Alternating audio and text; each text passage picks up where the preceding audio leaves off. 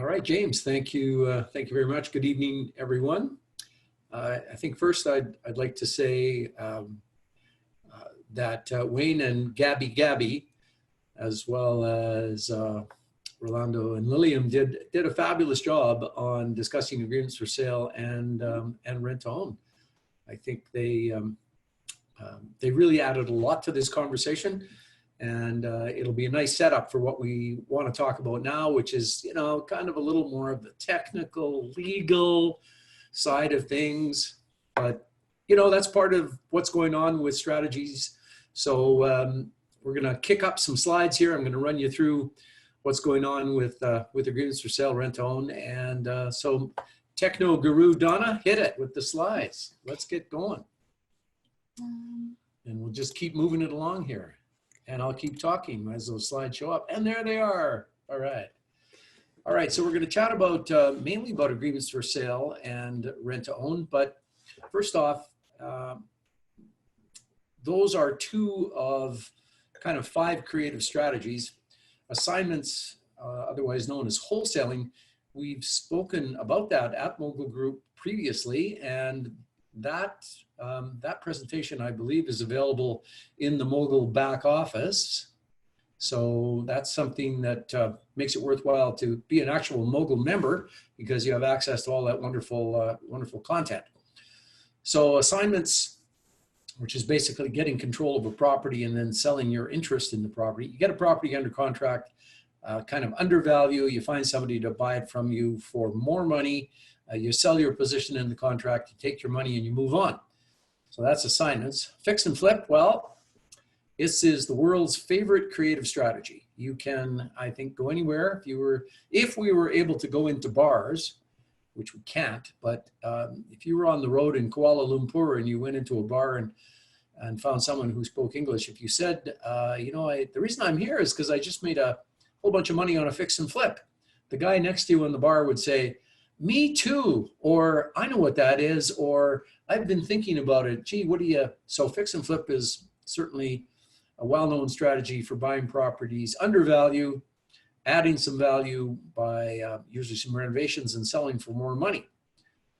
Then we have agreements for sale and rent to own, which we're going to talk about momentarily. But then number 5, which is kind of interesting, joint ventures apply to all of these strategies. So we're not going to talk too much about that tonight, but I think it's important for you to know that as you work your way through any of these 4 strategies, having a money partner, having somebody who can write a check is very valuable for you, and sometimes it is essential.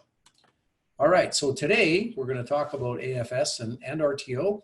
We're going to give a little more detail on exactly what they are and a little more detail on where and when you might use them, not to gainsay what our previous speakers have said, but on the legal side, I'm just going to give you a bit more detail on that. So, you know, the first thing is that I think we all have to make sure we understand what we're in this game for. And I think most of us at least started out buying properties for on a buy and hold basis.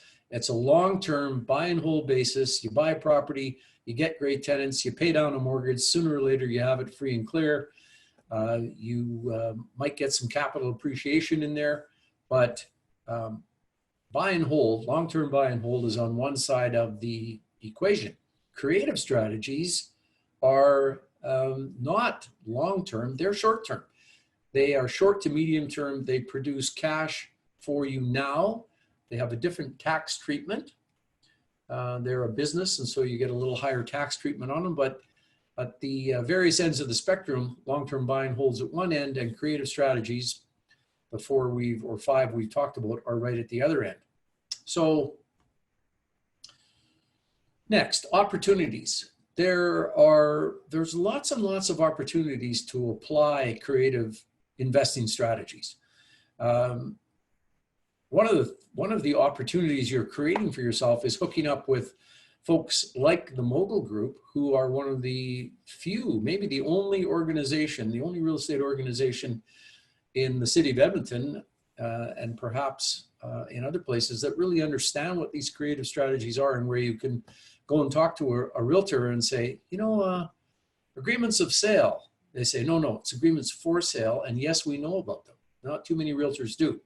So there are lots of opportunities, and good to have professionals who understand what those strategies are. Now, many times those opportunities arise when a seller is distressed. They already own a property, and there's something going on in their lives that's causing them to sell, which we'll talk a little bit more about later. Sometimes it's buyers, as Rolando and Lillian were saying.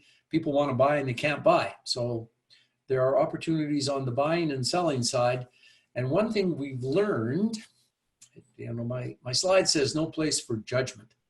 But I think maybe a better way to describe that or say that is that it's really important not to analyze an opportunity in front of you and come up with the answer to the analysis that says that seller would never entertain this kind of an idea. That seller would never sell for this. That seller would never do that. People say, Barry, you've been in this business 45 years. You've seen everything, kind of done everything. You know what it is that I haven't seen? It's that I haven't seen all of the circumstances where sellers will listen to an idea of yours that you wouldn't think they do. So some amazing deals come up that if you have a wide open mind and you're ready to work on a win-win basis, you can find things that you would not believe you can find. So don't judge what sellers are up to and what you might be able to negotiate with them. Now, creative investing, we're in a down market, we're in a down to flat market.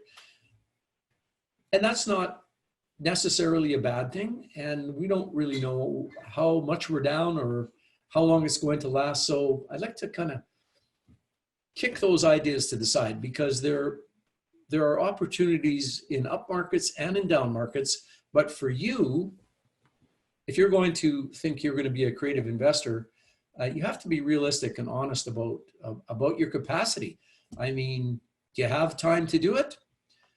And I can see everybody going, yeah, right now, we've got lots of time to figure out how these creative strategies work and how we might implement them. And, maybe COVID is doing that. I've got a nice sweater and a shirt on here, but I'm wearing sweatpants, because we're at home. And then you have to look at your ability and experience. What do you really know about these creative investing strategies, and how much do you have to educate yourself to actually put them into effect? So having said that, let's move on to this thing called agreements for sale. And it's always confusing for people that if you're buying a property and there's a mortgage on the property, that it just looks like you're buying a property with a mortgage on it. And it's not quite like that. So here are the differences. If you are buying a property from a seller who has a mortgage already, the first thing is that when you buy a property by way of agreement for sale, title remains in the seller's name. Title remains in the seller's name. That's one obvious and huge difference. But you as buyer have an interest in that property. You have a buyer's interest in the property. It allows you to file a caveat at the land titles office. Gabby talked about filing a caveat to protect her interest. And she files a caveat, says, hi, I'm Gabby, and I have a purchaser's interest in this property pursuant to an agreement for sale, which means anybody who looks at the title can see she has an interest, and that's important to protect herself. And it's also important when she goes for financing and she has to say to a lender, okay, I want to get a new mortgage on this property. And they go, yeah, but you're not on the title. She goes, well, I actually am on the title. You see, I have a caveat. So as a buyer, you do have an interest in the property, and it's a real interest. Now, if there is that underlying mortgage, the seller continues to make their mortgage payments. You might be making them a payment as buyer, but the seller continues to make their own mortgage payments. And overall, the seller is your bank. So I think Wayne said, and Gabby both said, that an agreement for sale is a seller financing strategy. And yeah, it's seller financing if the seller is your bank. So that is certainly true. All right. Here it is. That's the sum of agreements for sale. Somebody says, what's an agreement for sale? You go, you know, overall, it's seller financing. And then you can get into talking about the details of how an agreement for sale works. So let's talk about some of the specifics of this. So as we said, the seller is your bank, and the seller is giving you seller financing. Whatever deal you cut with the seller, whether the seller has a mortgage on his property, big or small, or whether he has a clear title property, because he could have, whatever the seller has, he's your bank. And you're going to negotiate an amount of money that the seller is lending you with an interest rate. And like any loan, you're going to have to make a payment to that seller. He's going to lend you some money. It might be this sum or that sum. It might be exactly equal to an underlying mortgage. It might be, as in Wayne and Gabby's place, it might be an amount more than that at a different interest rate, but the seller is lending you some money. And if you get a loan, you got to make a payment. Now, if there is an underlying mortgage, the seller is going to get a payment from you, and then he's going to make his payments. And if your payment to him is bigger than his payment to his bank, what does he do with that money? He puts it in his pocket. It's a way for a seller to generate some cash flow in certain circumstances. Now, as buyer, what do? You're taking over the property. Now, you are the buyer, and on the completion date for an agreement for sale deal, it's just like if you buy a property with a new mortgage. You get the keys, you take over the property, you are the buyer. You are going to be responsible for a payment that might be the seller's mortgage payment. So let's just call it a mortgage payment. You're responsible for the taxes and insurance, and you're responsible for all the maintenance on the property because what are you? You're a buyer, you're not a tenant. So you're going to have a payment that equals those items: mortgage, taxes, insurance, and maintenance. Okay, so sounds good so far? Just let you think about that for a minute while I have a drink of water. Good segue, honey. That was good. I was drinking a beer earlier, but now that I'm talking, Donna said I have to put it in the fridge. It's okay to wear my sweatpants, but no drinking beer while we're doing our end of things. All right, next. So where do you find agreements for sale? You can find them everywhere and anywhere, but the classic place to find them is where sellers have little or no equity, the low equity, no equity deals. Now, having said that, when you heard Wayne and Gabby talk about theirs, that wasn't a low equity, no equity deal. It was a deal where Wayne had substantial equity. So I'm glad they were on to talk about it because in previous presentations, sometimes folks have difficulty wrapping their head around how you would do an agreement for sale where a seller has lots of equity. And I think Wayne and Gabby did a good job of explaining the circumstance. However, in a flat to negative market, there are lots of circumstances where a seller has little or no equity. And how does that happen?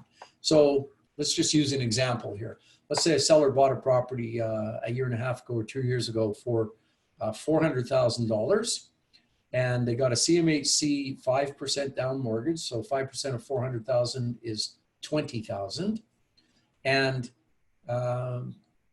in the last couple of years, let's just say, you know, in some sort of average situation, the value of their property that they paid $400,000 on could conceivably or could easily be $380,000 and conceivably be more than that. It could be 360, 350 or less because property values have been flat to negative. Of course, it depends which area you've been in.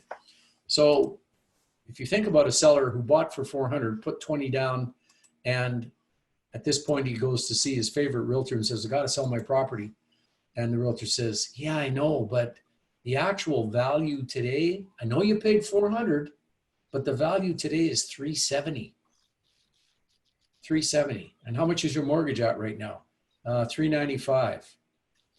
Oh, okay. So your mortgage is 395. We can sell it for 370.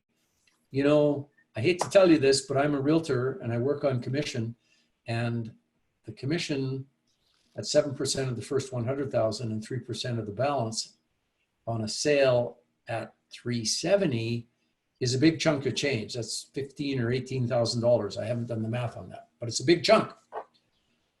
So now the seller can only sell for 370. He's got to pay his realtor $15,000 to $18,000. Let's say it's 15. That brings it down to $355,000. He's got a payout penalty on his mortgage. That's $350,000. Let's say it's a $5,000 penalty. So he can sell at 370. He's got to pay his realtor 15, pay his mortgage company 5. He's only going to get $350,000 in the end. His mortgage is 395. So how does that sale work? You know, that sale just does not work. And that is a low equity, no equity circumstance that makes sellers want to consider whether or not they want to be the bank. And if you were an AFS buyer in those circumstances, the fact that you might sell for low equity, no equity doesn't really work for you unless you can make the property work. It doesn't make any sense to acquire a property for basically no money down if after you acquire it, you can't have at the very minimum neutral cash flow. And obviously we want to all have a positive cash flow property. Now, why do sellers do this? Job loss, divorce? You know, it doesn't matter. If a seller needs to sell, as I said previously, don't judge the reasons. Just look at the deal and the opportunity and see if you can turn it into a win-win. Now, an AFS does work in any market.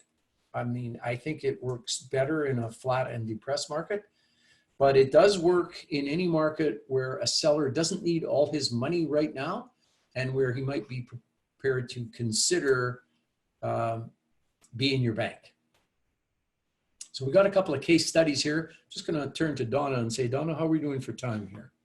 I have 10 minutes left, or I've spent 10 minutes. No, you have 10 minutes left. I have 10 minutes left. You're using what? You're using up 4 right here. Oh, Donna says I shouldn't use up 4 minutes discussing whether I have 10 minutes left. She's such a wise woman. Case study number 1. All right, our seller has got just enough money to make a payment. He can't pay his condo fees and taxes of $500 a month. It's a pretty new condo. And our buyer says, it's looking good and the rent will carry expenses. So we put together an AFS purchase. This is a smaller condo. The price is $127,000 with $2,000 down on a 1-year term. We're renting back to the seller for a month, and our buyer is going to rent it out for now and search for an RTO tenant or do a refinance or add it to his portfolio. So he's got plan A, B, and C as exit strategies from his AFS. Why do buyers like this? Well, who has run out of mortgage qualification room?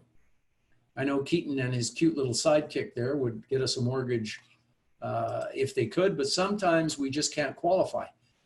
Sometimes we can acquire these properties for little or no money down. In fact, frequently in this kind of a market. And now you control the property. When you buy a property by way of an AFS, you are just as much in control as a buyer who goes and gets a new mortgage, and you have lots of exits, as we saw from the previous slide. Now, in the early days, when we were just starting out with agreements for sale, we thought that the problems would be, let's say a seller has a HELOC, a home equity line of credit style of mortgage. And when we go to do our agreement for sale, the seller has not advanced all of his HELOC that he could. Let's say he has a $350,000 HELOC, and he's only advanced 300,000. You buy by way of agreement for sale. All of a sudden, the seller's writing checks and increasing the debt against the property. So we're kind of worried about that. Also, all mortgages have a due on sale clause. The seller has a mortgage and he has a due on sale clause in his mortgage, and you buy by way of agreement for sale. Well, isn't the bank going to call the loan and kick you out? And then sellers are always worried about buyers defaulting. Seems like a nice guy, but what if he starts missing his payments? What am I going to do then? So that's what we thought would be problems. And you know what? None of those things, in my experience, and I've done it between 75 and 100 AFS in the last probably 6 to 12 months. And none of those things have shown up as problems. But what does show up is that AFS are, just because of their nature, more complicated administratively. You have to set up payments in a different way. You know, as a buyer, you're not on the insurance policy, but you need to know it's insured. Renewals can be problematic sometimes. When at the end, if you're going to get a loan and you go to see a lender and you go, yeah, you know, but I am an owner. I'm buying by way of agreement for sale. They go, what? Which is why you need an experienced mortgage broker to assist you when you're exiting. And you need AFS lawyers on both sides of the deal. If there's a lawyer on one side who has no clue what an AFS is, that can ruin your deal right out of the chute. So these are things that turned out to actually be the problems as opposed to the previous slide. Further challenges, if you're doing AFS and you need a joint venture partner, just because of the structure of a particular AFS, it's like any JV, you've got to find somebody who's got the money. If you come to the end of the term of your AFS, and we had questions in Wayne and Gabby's presentation, you know, if you come to the end and you can't get a mortgage and you need an extension, a seller might say to you, absolutely, you just have to give me another 10 or 15 or $20,000 and I'd be happy to extend for another 1, 3, or 5 years. And of course, when you're negotiating your AFS, if you're looking for JV money, you have to be careful in an AFS deal, like in any other deal, about going unconditional without actually having that money absolutely available to you. All right. But in the end, as much as we have some of these hurdles, nothing has been insurmountable. These are deals you can do. You just have to work your way through the problems. It's probably a good idea, if you have a complicated one, to talk to me or another AFS lawyer and make sure it gets written up properly to start with. My worst nightmares are AFS deals that show up on my plate that I've never seen before, that just have not been properly put together. And it takes a lot of legal time and your legal money to straighten them out. So nothing's insurmountable. A good coaching tip is to get some consultation if you're putting together any complicated deal. All right, so now if you do an AFS deal and you actually put it together, you know, what in the end does it do for you, and how can you fit it into your portfolio or your plans? So you can just add it to your portfolio. You can turn a short-term AFS deal into a long-term, essentially a buy and hold. Put it in your portfolio, and you can do that especially where you have the right to renew mortgages for a number of terms. And I have seen AFS deals where because the seller has no equity and because he doesn't really care, he says that the buyer can renew for 4 5-year terms. So 4 renewals at 5-year each. That's definitely long-term. You could buy by way of agreement for sale and then assign your interest to someone else. That's a rapid cash maneuver. You can get your property by way of AFS and then turn it into an RTO. So you get some cash, and that might be a medium-term way to get the rest of your money out. You could acquire it, control it, and fix and flip it pretty quickly and get some rapid cash. or you could buy it, fix it, and refi it, and then add it to your portfolio, or sell it outright, or turn it into an RTO. So certainly a flexible strategy on what you do after you acquire it. There's lots of flexibility with AFS. When you get down to managing an AFS deal, if I'm on for the buyer, I want them to have a power of attorney. If I'm on for the seller, I go, what? Give control to that buyer? No way.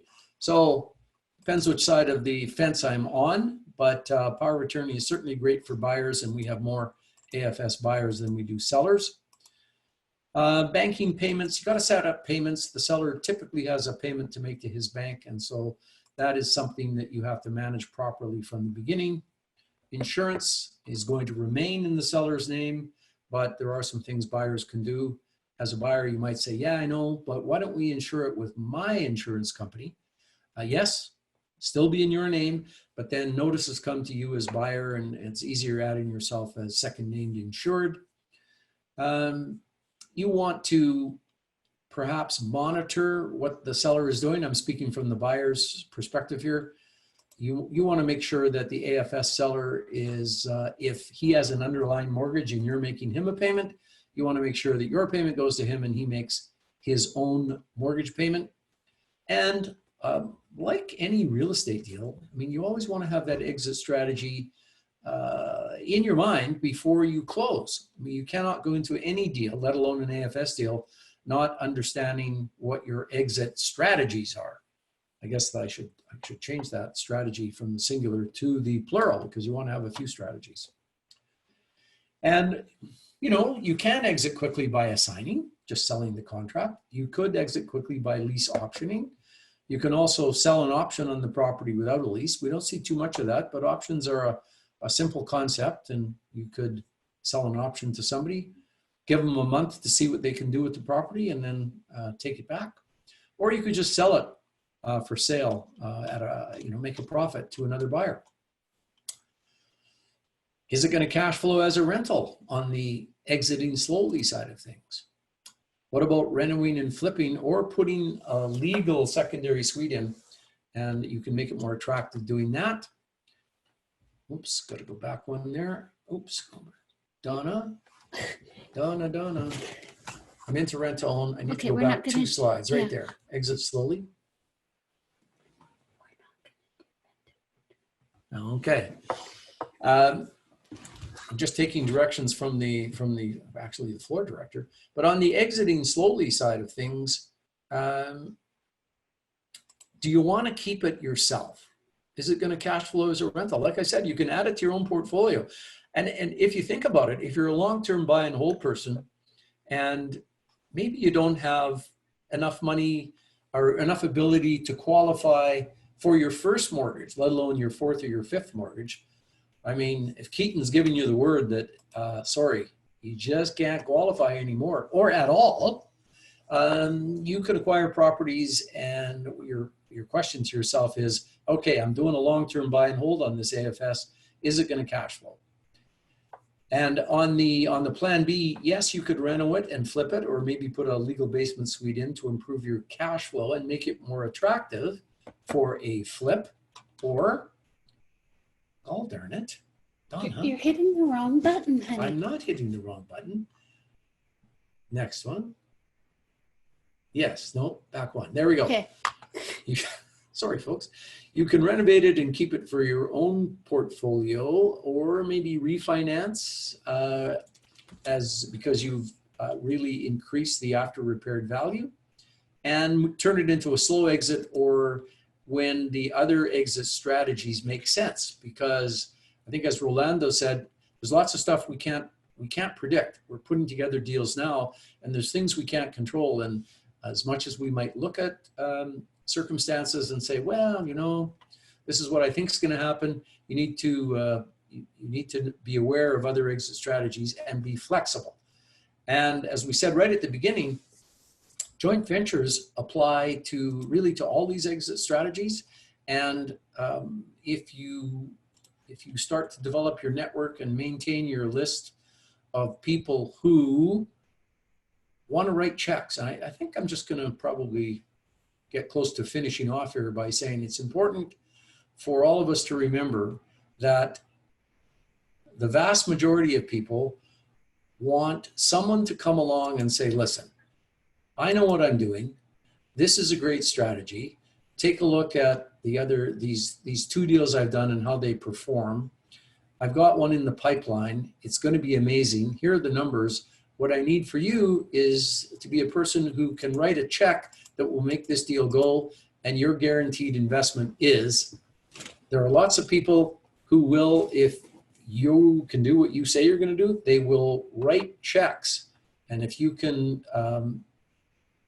build up your list of people who trust you because you do what you say you're going to do, you will do a zillion deals. Now, having said that, the next part of our presentation was going to be on rent to own, but We're saving that for another we're one. saving that for another time because, of course, I've run on at the mouth here far too long and taken up way too much of my planned time and over my time. So James will just coach us all on when we're going to do our next thing on rent to own. So James, that's me for now.